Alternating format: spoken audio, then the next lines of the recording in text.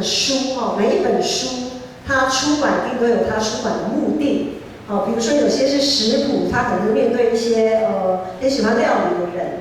那有一些，比如说专门对于旅游，它就是出版，它就是目的就是为了提供要去各地当背包客的人有一个参考。好，圣经也是一样，圣经绝对不会有一本书好像是多出来的。好，我们知道圣经，可是呢，我们最近我不晓得大家在跟着新眼光基督在读历代志的时候，会不会发现历代志有点多余？因为有一些学者或者有一些读圣经的人讲说，好像历代志有一些记载跟之前我们读的撒母耳记跟列王记有很多相同的地方，有发现吧？如果没有发现，就回去我们有机会再浏览一下这样子。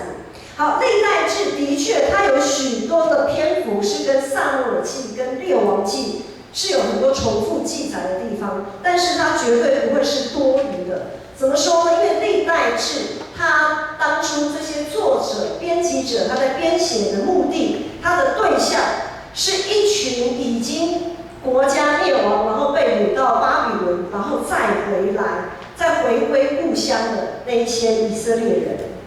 好，他的对象是这一些人，所以呢，这一些事隔将近大约70年，再从异国回到故乡的时候，哇，那些地方完全不一样。虽然是自己的故乡，但是已经不太认得了。那个街道啊，各种的，就是不是他们过去的那个印象。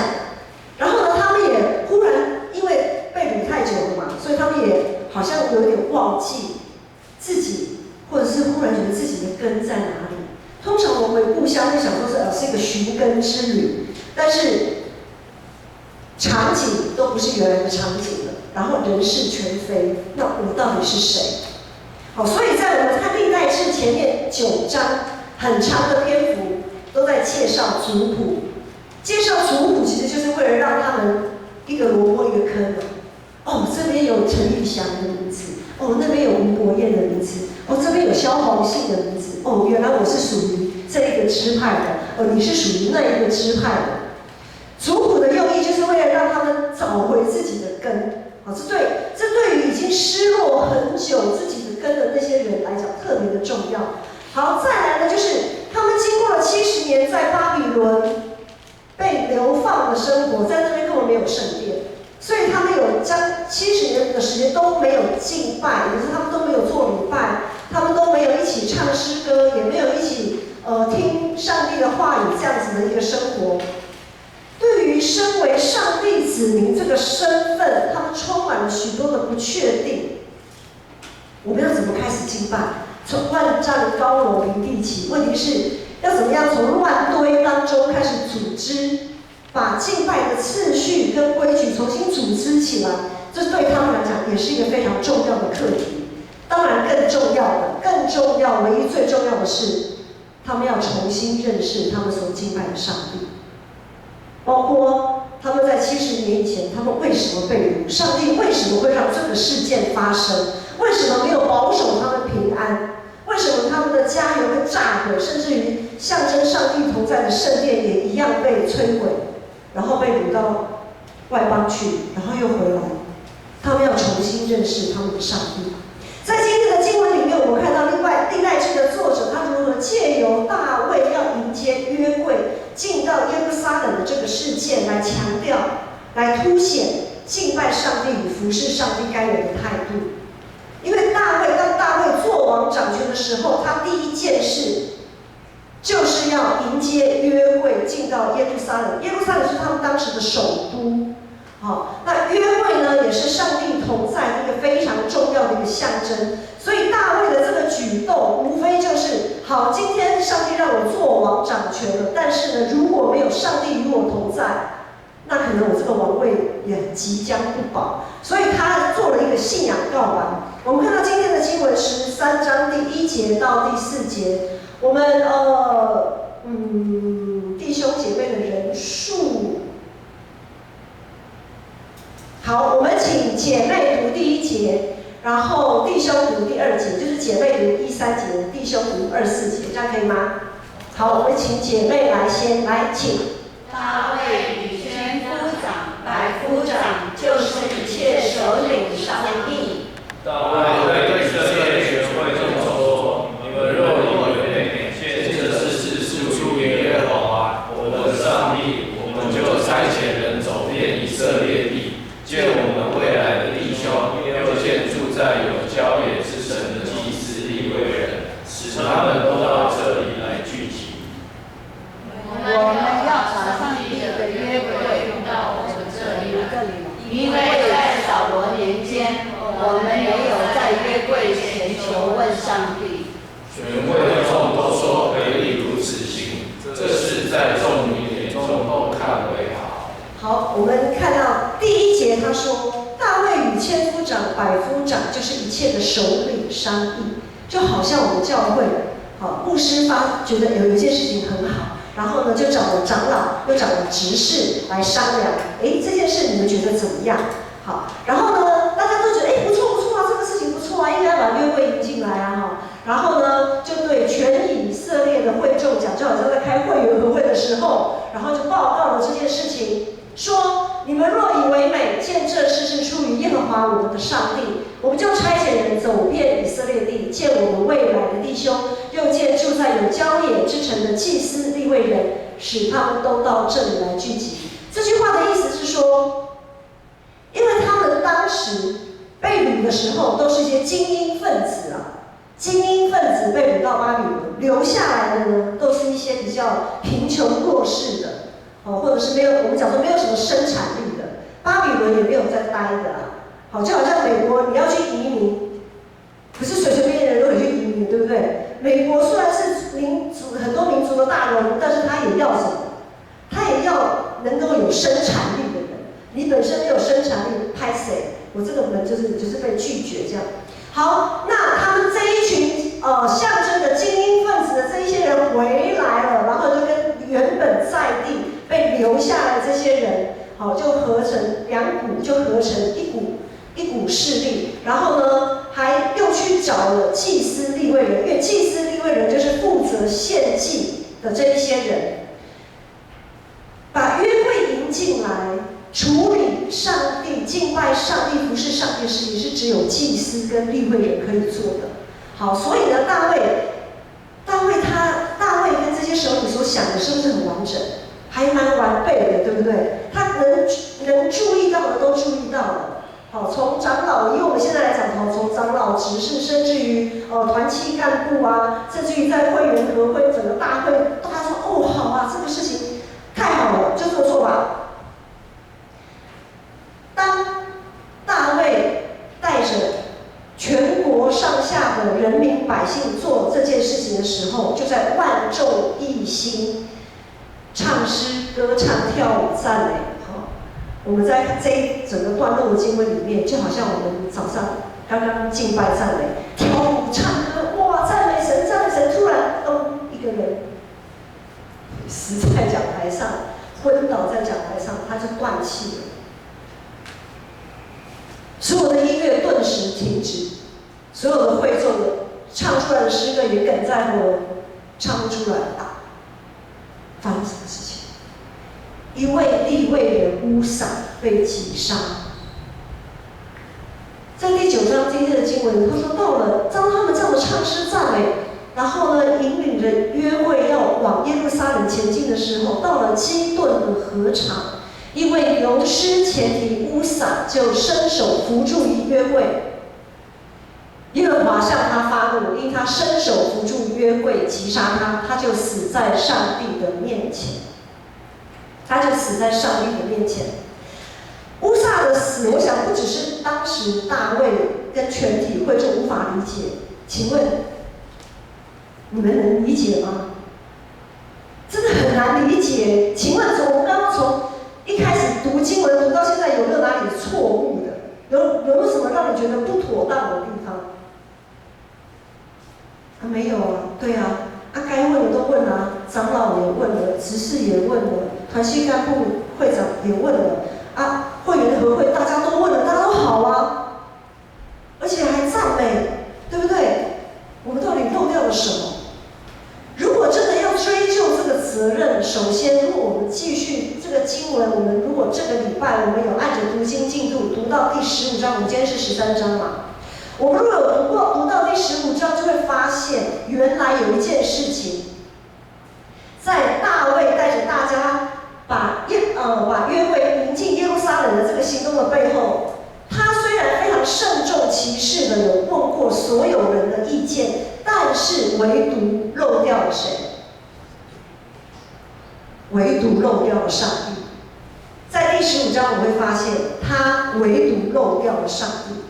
其次，第二个，约柜是不能用牛车来载的。好，在上帝的律例典章之中里面呢，约柜是要利未人来扛抬的。这个牛车虽然是新车哦，在第7节他们特别准备了新车。为什么准备新车？因为新的东西代表它没有被使用过，没有被使用过就没有被污染过。因为他们都有洁净的条例嘛，好，保证没有被污染，保证全新，不是二手的。他们的态度心意其实也蛮好的啊。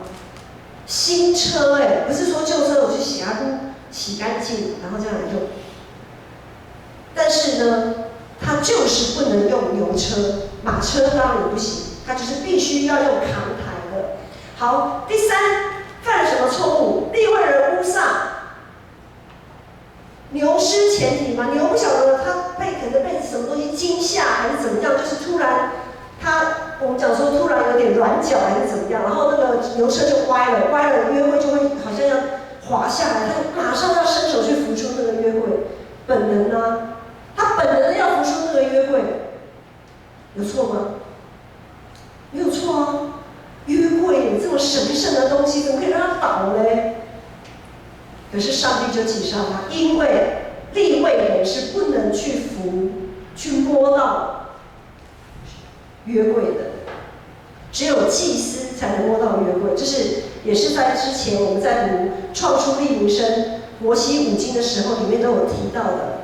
好，所以在运送约柜这个事情上面，一连犯了3个错误，于是乌撒遭到圣洁上帝立即性的击杀，这个施工马上就停止了。然后第10节我们看到大卫因耶和华击杀乌撒，心里愁烦，就称这地方为皮列斯乌撒，直到今日。他心里愁烦啊，大卫他很不知道为什么会发生这个事情，他跟我们一样茫然不知所措，他感到忧心忡忡啊，他也不晓得该如何面对上帝。好，大部分的人对于乌撒的死都抱有同情，觉得他死得很无辜，非常的无辜。因为我们似乎也曾经经历过像乌撒这样的事件，在我们人生的过程当中，我们回想一下，或者是可能你现在正在经历，有没有什么样的一个事件突如其来的上帝介入，然后让这个事件就终止停在这里？最近不是有那个5戒罢的事件？有2家人马上他们的所有的计划，包括他们的亲人，马上就被停止了。当生命被停止的那一刹那，所有的计划都终止。这个事件让牧师想到，在10几年前，有一位外教派的一位青年牧师，教会很大，一个青年牧师，他就带着他的青少期，他的青年去溪边溯溪，就好像我们青少期都有夏令营啊，好去营会这样子。很不幸的，在那一次的他们的营会当中，有一位青年因此丧失了性命。因为那个溪水，其实那个溪水并没有暴涨，就是不是像5戒罢这突然上游发生什么事，然后下游就暴涨，不是的。可能那个溪水比较湍急，我想有去泛舟过的人应该都知道，有些溪流它就是比较湍急，可能深度也比较深一点。好，就有一个青年就这样子被溪水冲走，就死了。当然，这个青年他所有人生的计划，包括他的家人，所有都被打乱。然后呢，这位青年牧师，他怎么面对他的服事？这位青年牧师马上他也就离职了。他没有办法面对这个事实，这个生命太重，让他承受不了。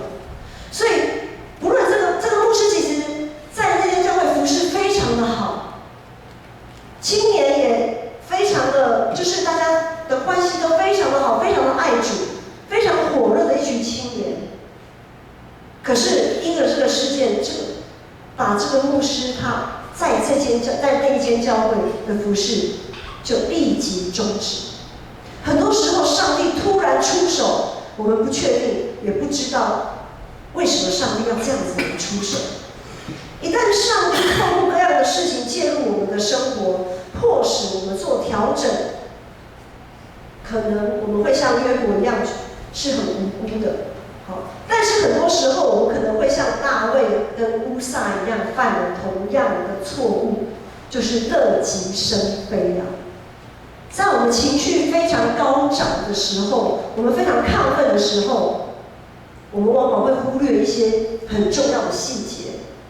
比如说大卫，他有这样的想法，很好啊，长老也同意，执事也同意耶，哇，真是太棒了！看，我就是这么有眼界。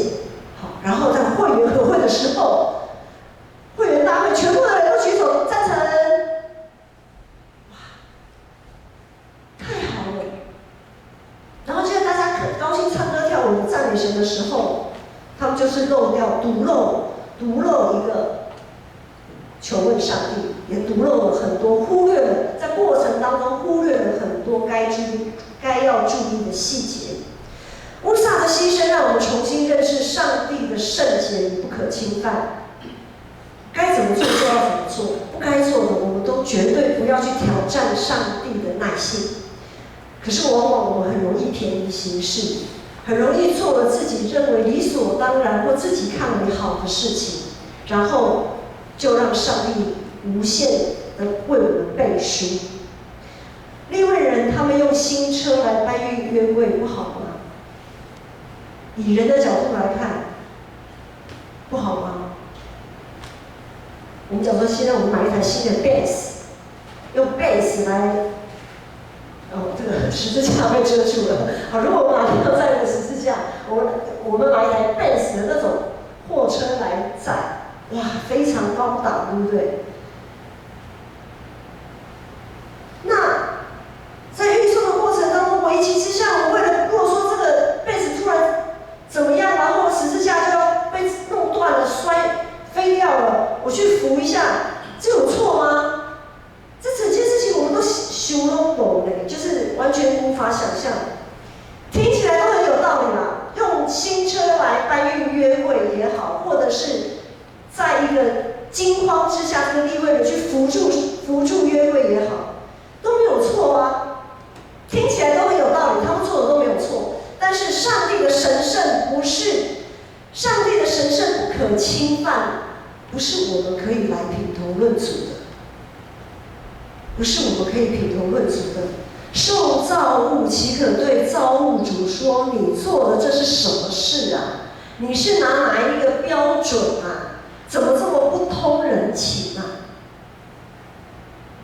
因着我们人惯性习性的悖逆，因为我们吃了善恶，我们都有自己的标准。很多时候，我们是用自己的标准来服侍上帝，然后我们就可能在服侍的过程当中被击杀。我不知道大家有没有被上帝击杀过？比如说，在服侍的时候碰到什么事件，你被击杀了，然后你离开了服侍的岗位，你不想做了，跟上帝生气，我不做可以了吧？或者是跟同工生气，谁要跟你配搭啊？这么难配搭，你以为你是谁啊？你以为你的想法都对啊？我的想法也不错，好不好？或者是跟任何人生气、埋怨，很多人因此被击杀，离开自己服侍的岗位，甚至离开教会，然后心里充满了许多的委屈跟自我感觉良好的骄傲。这样子的生命其实已经离上帝越来越远了。服侍上帝的同时，如果我们没有小心留意上帝的话语，没有谨慎研读圣经，没有日夜思考上帝的话语，我们就会像那群忽略上帝律例典章、自我感觉良好的祭司跟利未人。我们会很本能的按着自己的想法，按着自己的标准，按着自己的喜好，甚至于是为了要让人看见我，来服侍上帝。弟兄姐妹，上帝是烈火，上帝是烈火。当我们身为祭司、利未人，站在上帝面前服侍他的时候，不要以为我们是在跟上帝交换条件，我们这样的服侍上帝，上帝你就要施恩赐福给我。上帝是很乐于施恩赐福的，但是呢，他也会施恩赐福。只是当我们满满得到祝福的时候，我们也要小心，不要成为在福音书上的那个有钱的财主。我们要知道，永恒的福分在你的面前等着我们，同样永恒的审判，永远的审判也在前面等着我们。常常我们在周报上会看到教会的意向，就是要我们读经祷告、委身服侍、彼此相爱，让我们每一个人都做祭司。这绝对不是牧师自己凭空想出来的，这些都是耶稣的示范与吩咐。当耶稣四处去会堂教导人，就是希望大家能够悔改，在上帝的标准里面来悔改。从一个与上帝隔离、好像死掉的人这样子的关系，要进入，透过上帝的话语，透过我们的悔改，然后进入上帝同在的永生里面。读经祷告是我们基督徒最基本要做的，因为只有读经祷告，才能让我们的心意更新而变化，能够常与圣洁的上帝连结有份。我们要读经祷告，我们的服事才有标准，我们才知道我们的服事不会像乌撒一样被击杀。但是我们常常会找各种借口不读圣经，会觉得啊，圣经很难听不懂看不懂看不懂。我们礼拜三有查经祷告会，你怎么不来参加呢？看不懂就是要去想办法了解啊。我们都很喜欢去了解别人在想什么，别人对我怎么想怎么看。为什么我们都不会想要去了解上帝对我怎么想，对我怎么看？为什么当我们碰到事情，都一直很喜欢去问人的意见，却没有想到要问上帝的意见？我们常常会觉得说啊，我该做的，我该参加的聚会，我尽心尽性尽意爱着我的上帝了。聚会我也参加了，奉献我也奉献了，然后服侍我也服侍了，好像该做的我们都做啦。可是弟兄姐妹，我们是用什么标准去做？还是回到那个源头？最基本的，我们读圣经、读上帝的话语，这个最基本的，如果我们没有去做该做的，我们却忽略它，那我们这样子跟乌撒有什么不同？在罗马书第12章说，所以弟兄们，我以上帝的慈悲劝你们，要将身体献上，当作活祭，是圣洁的，是神所喜悦的。你们如此侍奉，乃是理所当然。不要效法这世界，只要心意更新而变化，叫你们查验何为上帝善良、纯全、可喜悦的旨意。上帝他绝对不会很无聊，穷极无聊没事做，然后随便就介入打断我们的人生啊！上帝在以色列国破家亡、被掳到巴比伦的这件事情上面，告诉他们离开上帝。如果你们离开上帝，就是这样的下场。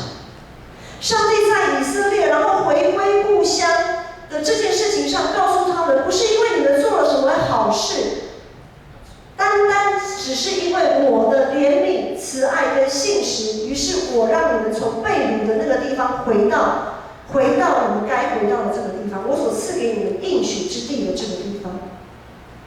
上帝在乌撒这个事件上面，重新又在历代志的时候被这个作者提出来，提醒他们：你们这一群已经失落很久没有敬拜上帝的子民啊，你们要警醒谨慎。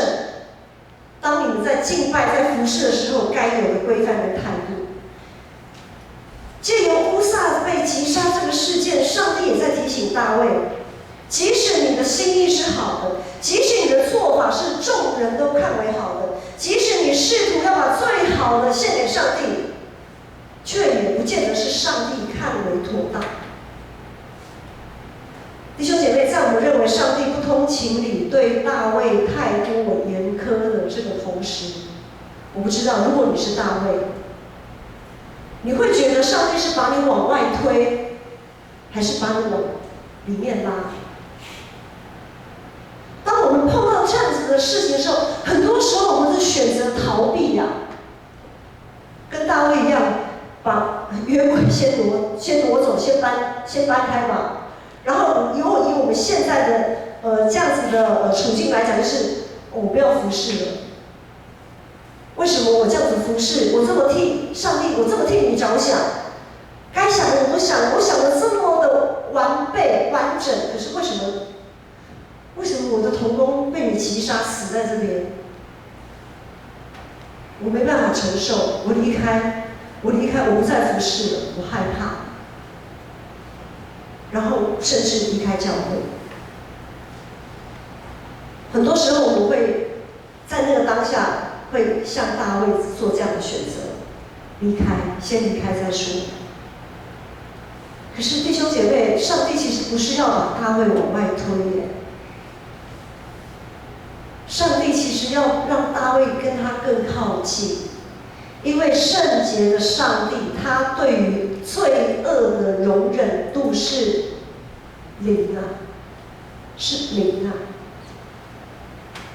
所以，上帝要把人的罪给他洗净，弄的就是大卫如果越来越圣洁，越来越合上帝的心意的时候，他才可以跟上帝越来越靠近。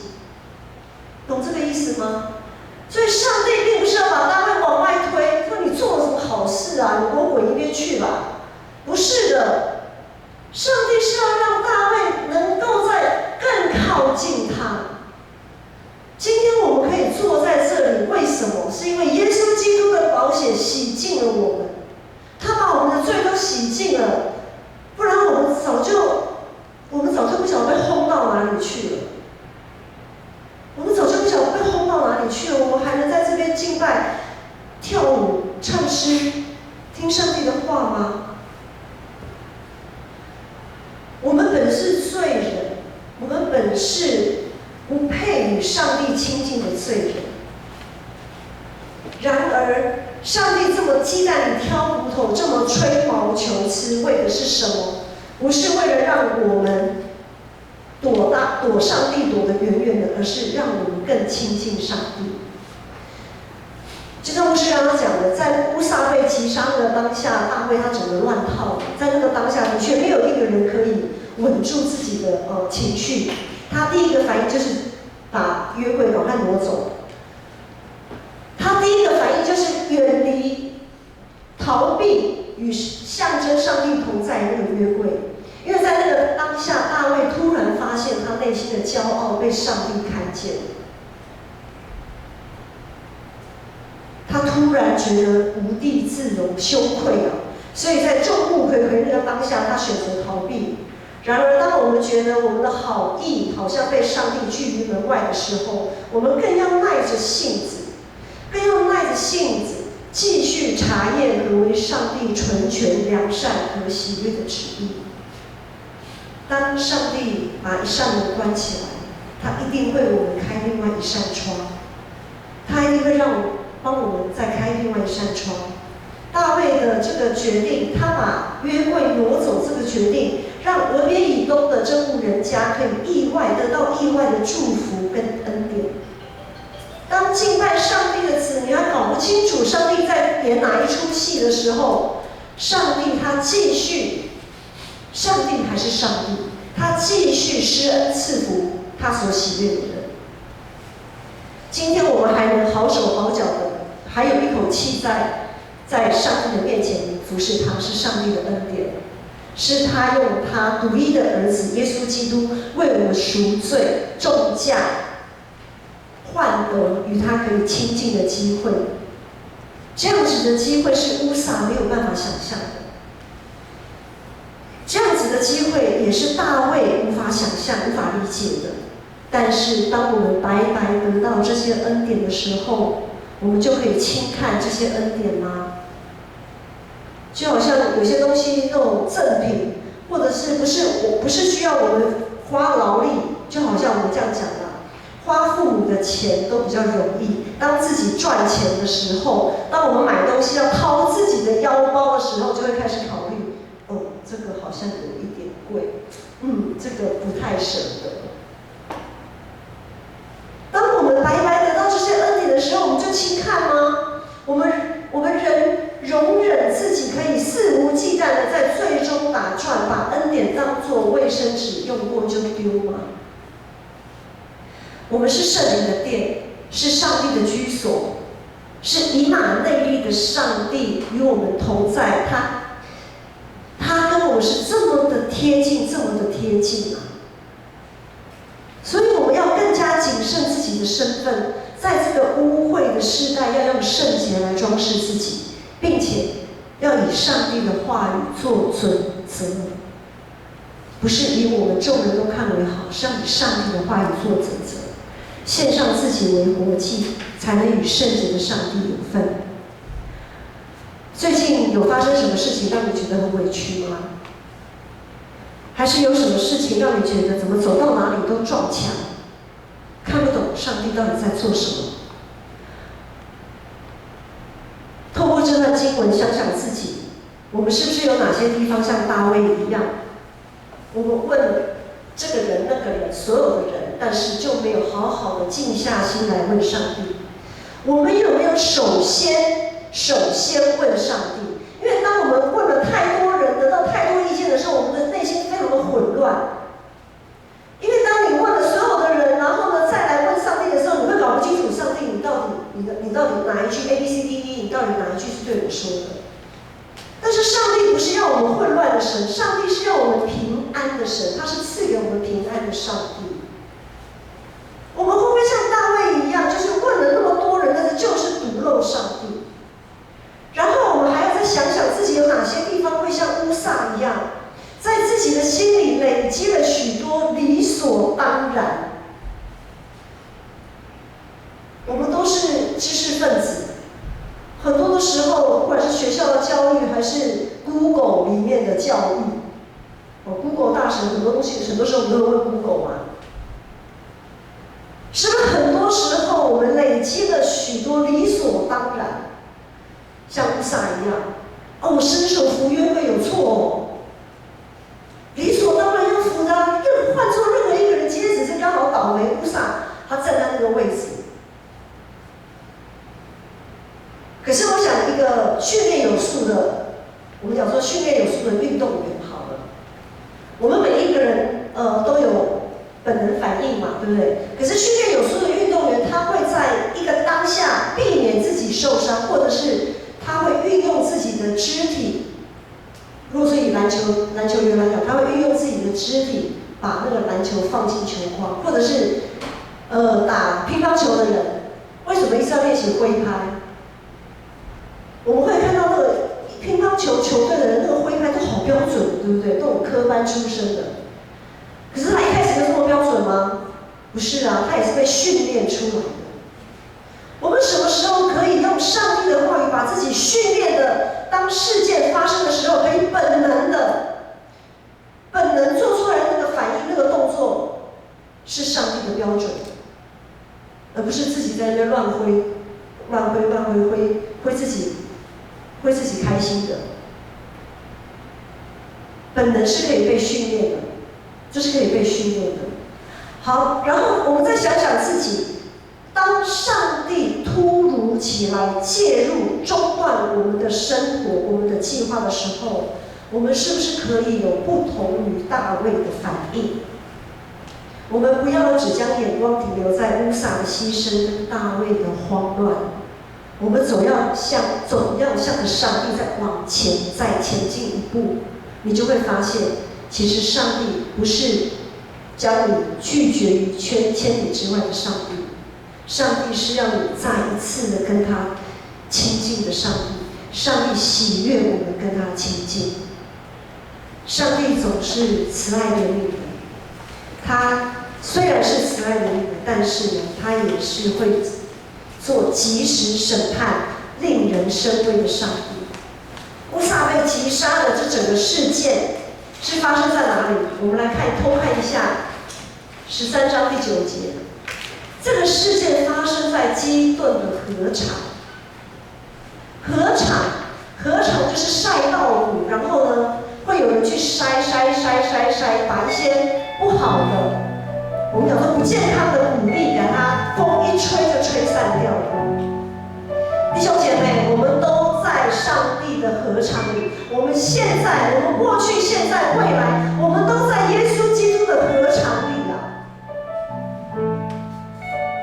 我们在禾场里享受上帝的恩典，他的阳光，他的光照。同样的，我们也在面对上帝的审判。在诗篇的第1篇说，恶人要像糠秕被风吹散。